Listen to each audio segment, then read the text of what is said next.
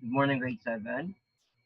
Um, Today, we'll be having a review for our second periodical exam for tests is fast approaching, right? I'm gonna giving you the brief review of what we're gonna happening this December 18 for your Science 7 second periodical tests. Okay, for your exam, you will have a 55 items. Okay, again, for your exam, you will have a 55 items. Test 1 will be composed of two exams or two types of tests. Test 1A will be multiple choice. Test 1B will be identification. Test 2A will be comparison, comparing and contrasting. Okay, you need to differentiate animal and plant cell in terms of their organelles. Test 2B will be yes, comparing and contrasting. Test 2C will be an essay. Okay. Are you still with me, grade 7? Yes. Okay. And as what I had seen in your activity number 3, only 4 actually submitted. Or I think no, it's only 3. We have Hermoso, Cueva, and Miguel. The rest didn't pass. Would this be okay for you? Grade 7? Yes.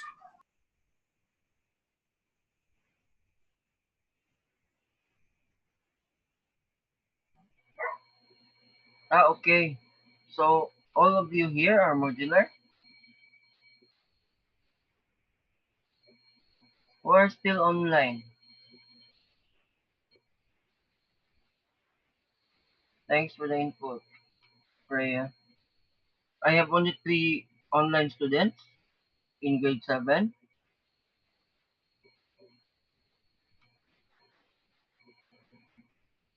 Oh, what the rest?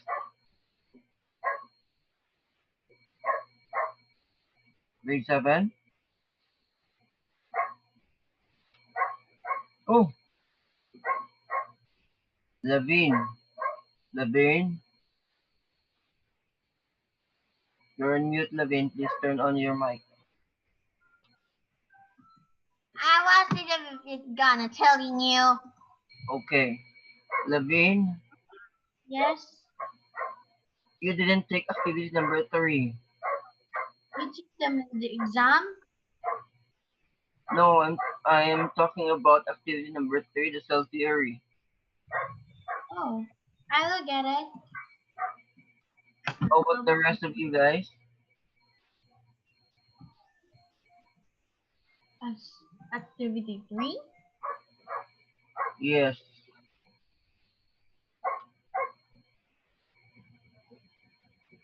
Yes. Okay, the rest are modulars. Alright. Be sure that you answered your modules. Okay, or else you will not have your score of the activity. Of course, how can I give you grades if you don't have the modules? if I cannot receive your modules. Okay. So again, we'll have the review. Going back to module 1.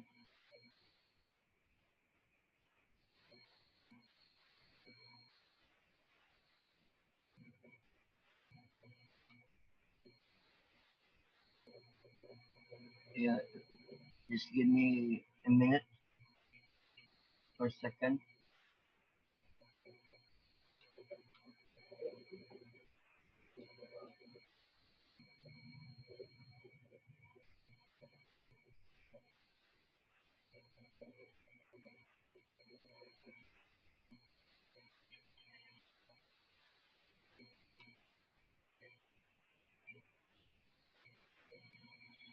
Your module 1 is composed of two topics: the microscope or introduction to microscope and levels of biological organization.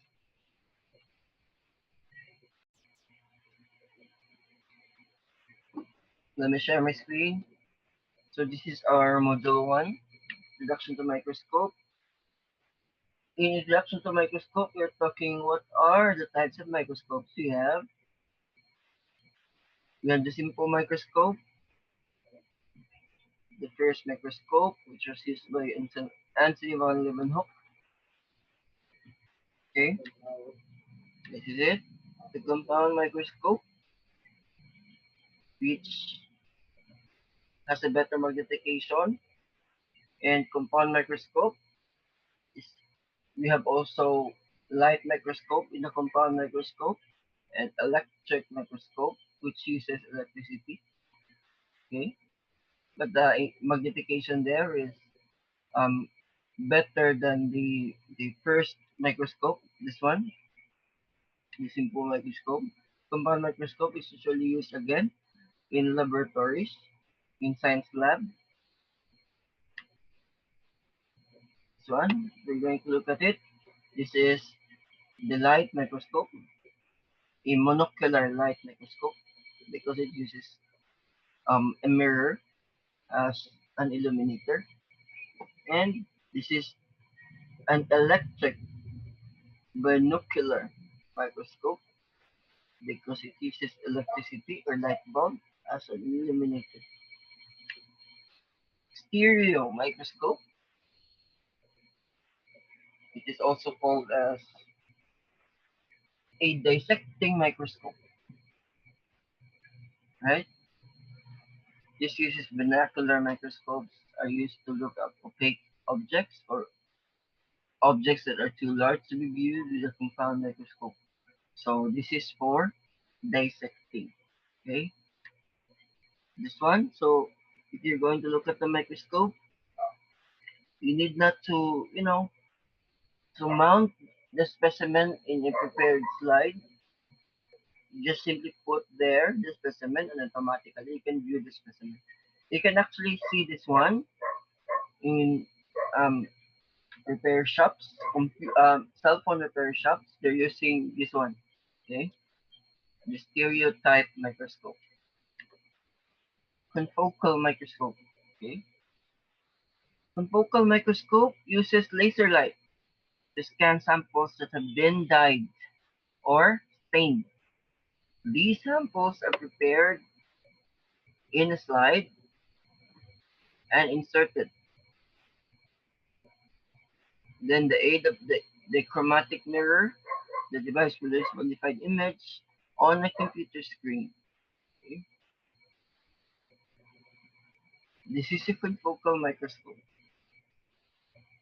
right?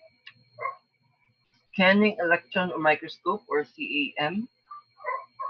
Your scanning electron microscope uses electron light or uses electrons than the light for image formation. Okay? The samples are scanned in a vacuum. Samples are scanned in a vacuum or near vacuum conditions, so they may specially prepared by first undergoing dehydration and then coated with a thin layer of conductive or conducive material such as fold. Okay, so SEM is much expensive because this is for detailed image of the specimen. Okay, again, scanning electron microscope uses electrons rather than light. Okay, and samples are scanned in a vacuum. So this is your scanning electron microscope, and the images that it can actually create is in the left side and right side. You can see there Staphylococcus or cocci. Those are bacteria. Transmission electron microscope (TEM). Okay. Transmission electron microscope in creating magnified image and samples can vacuum. They must be really prepared. Okay. TEM uses slide preparation to obtain 2D view of specimens. So it is more suited for viewing objects with some degree of transparency. If you want it more transparent, use transmission electron microscope. Okay? TEM offers a high degree of both magnification and resolution, making it useful for physical and biological sciences. Metallurgy, this is the study of metals, nanotechnology, and forensic analysis. Okay, this is your PEM. Okay. This is more detailed than the SEM because SEM you can only see the specimens clearly, but in PEM you can see the image or the samples or the specimens transparently.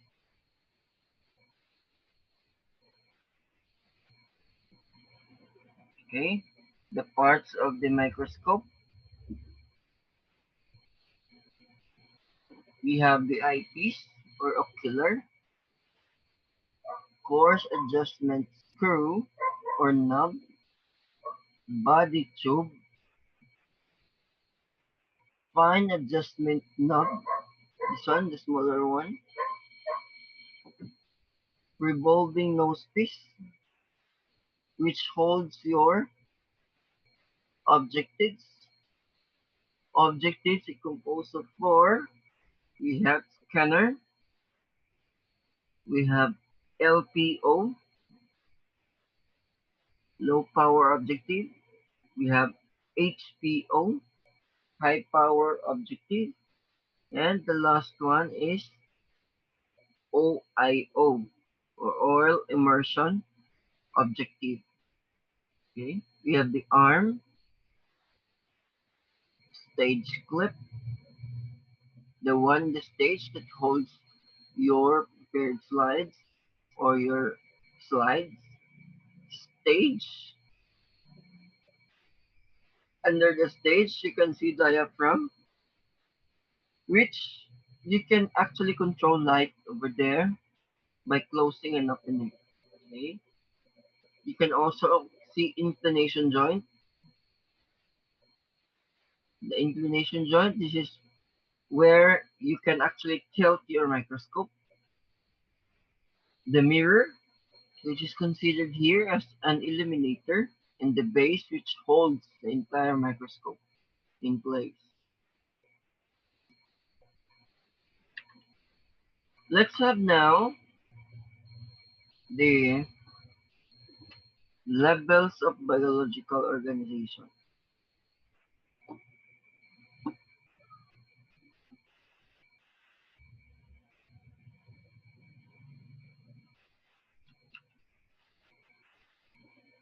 But before anything else, do you have any questions with microscope or introduction to microscope? No. None. Sure. No. Ayan.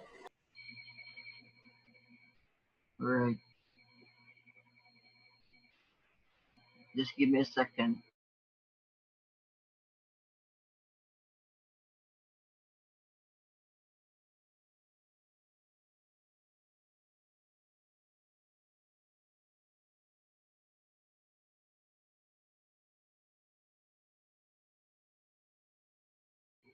Okay, let me share my screen again. The second topic in our module 1 is the levels of biological organization. Okay, the levels of biological organization. Can you see my shared screen?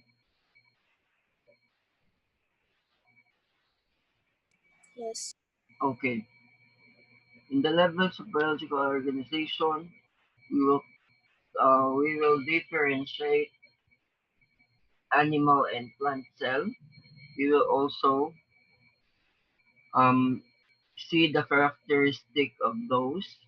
At the same time, we will see the characteristic also of organism. Why these are called organisms?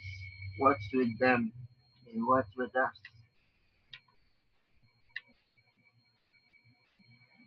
Major classification of organisms.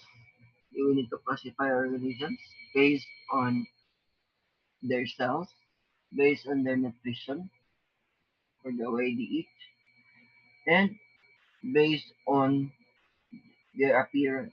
Okay? Prokaryotes, again, the word pro means primitive and or before, and karyon means nucleus. So when you say prokaryotes, this contains a primitive cell, primitive type of cell, which has which they don't have a nuclear membrane. Okay, again, prokaryotes don't have nuclear membrane. Instead, they have a nucleoid. The fluid, an irregular shaped region within the prokaryotic cell, because instead of having a nucleus which has a nuclear membrane, prokaryotes don't have nucleus, so their nucleus are actually scattered in the form of nucleoid. Eukaryotes. Yo means true, okay? True karyon. Karyon means nucleus. So these are organisms that has a true nucleus. True nucleus meaning to say that their nucleus are actually bounded or covered with a nuclear membrane. So it's in circular form. Unicellular and multicellular. Okay. When saying unicellular, these are single cell or single celled organisms. So they can live by their own. So in a single cell, it is the entire organism. It's complete already. One good example is your bacteria. But it's only one or singular. It is called bacterium. It is considered as a single-celled organism. How about multicellular or organism? Multicellular organisms, just like us, contains many eukaryotic cells. It contains many eukaryotic cells.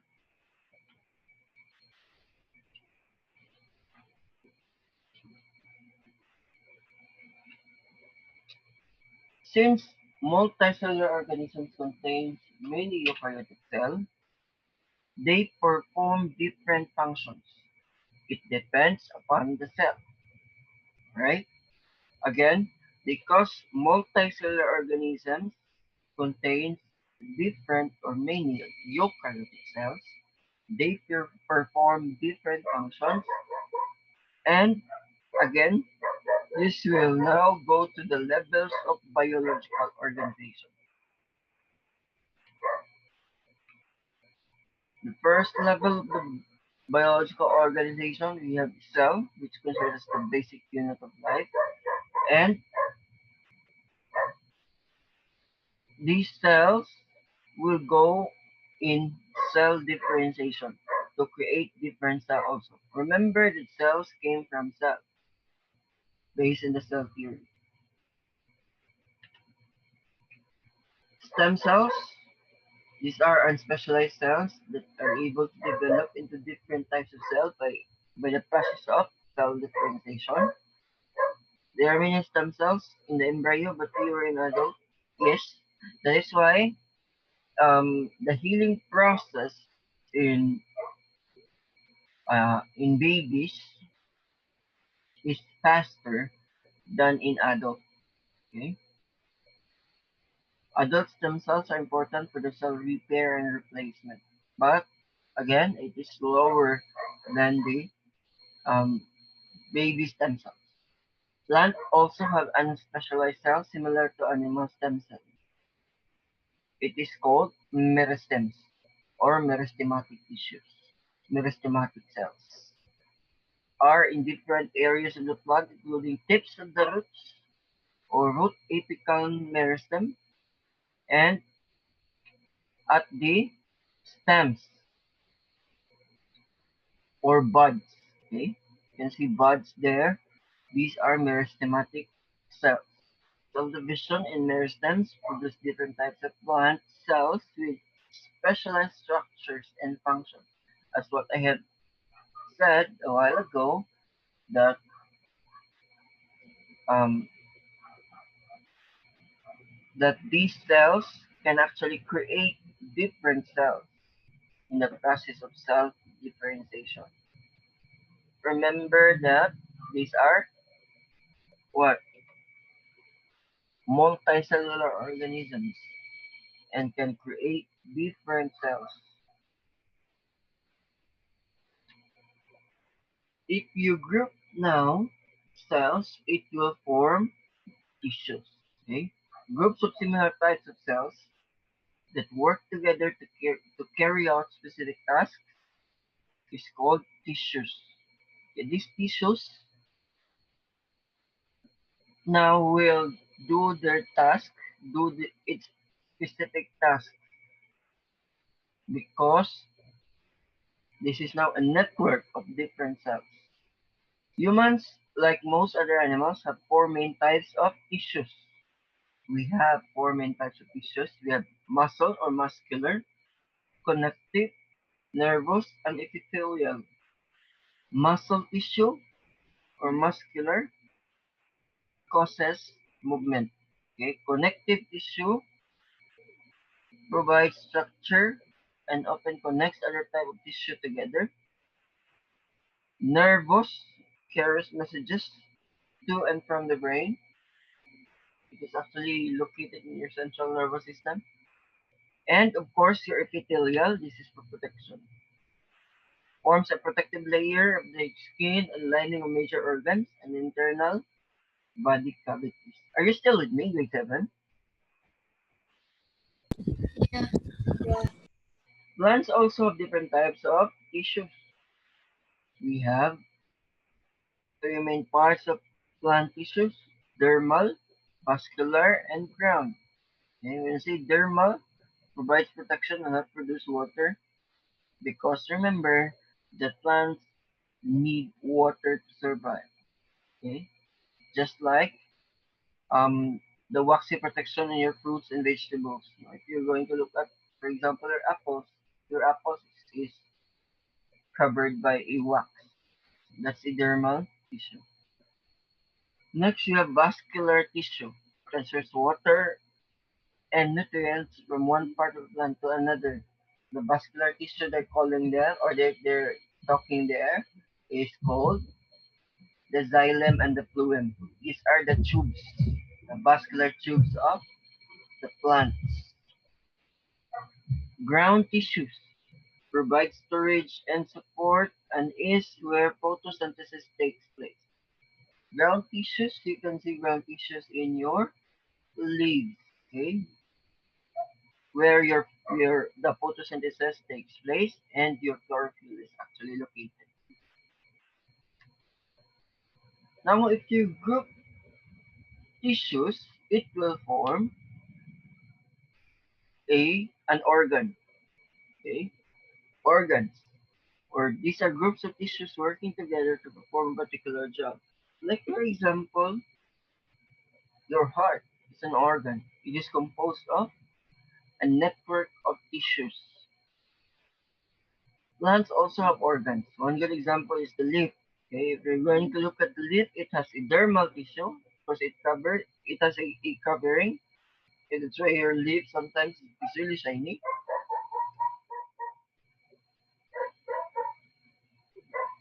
The lip also is a vital organ because it contains ground tissue that produces food and the rest for the rest of the plant. Remember that your um, leaves contains chlorophyll and it produces food for the entire plant. Ground tissue is where photosynthesis takes place. Okay, remember that it contains chlorophyll.